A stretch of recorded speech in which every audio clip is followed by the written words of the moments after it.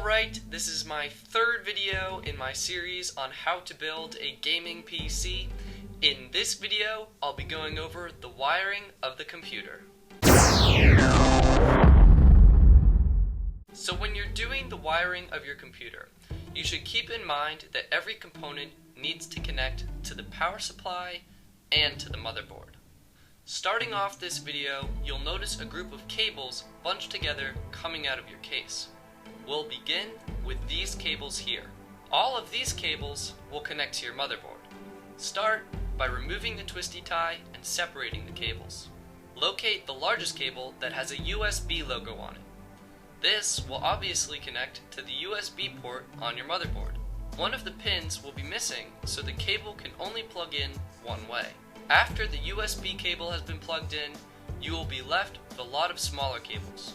Refer to your motherboard user manual to locate where the cables plug into your motherboard. For me, the cables plug in to a small group of pins marked JFP1 located at the bottom of my motherboard. If you take a look at the backs of the connectors, you'll notice that they have an arrow on one of the sides. This arrow corresponds with the positive side of the connector. Make sure you align the positive side of the connector with the corresponding positive pin on the motherboard.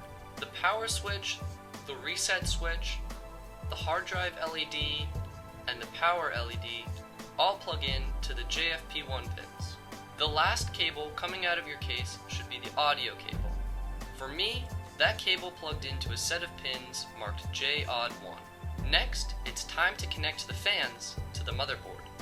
Begin by plugging in your CPU fan to a set of pins marked CPU fan 1. Then plug your remaining fans into the connectors that are closest to them. On my motherboard, the fan connectors were labeled System Fan 1 and System Fan 2. I plugged the fan located at the front of my case into the System Fan 1 port, and I plugged the fan located at the back of my case into the System Fan 2 port, because that's what worked best for me. Now it's time to wire your remaining components to the motherboard and the power supply.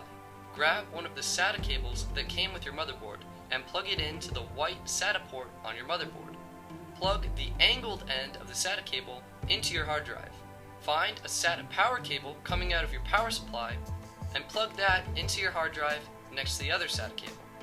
You will also use a SATA power cable to power your optical disk drive.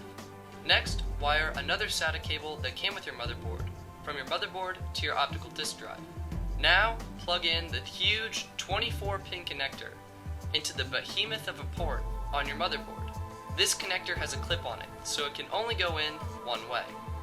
Another, smaller, 4 to 8 pin connector labeled CPU will also plug into your motherboard, probably somewhere around where your CPU is situated.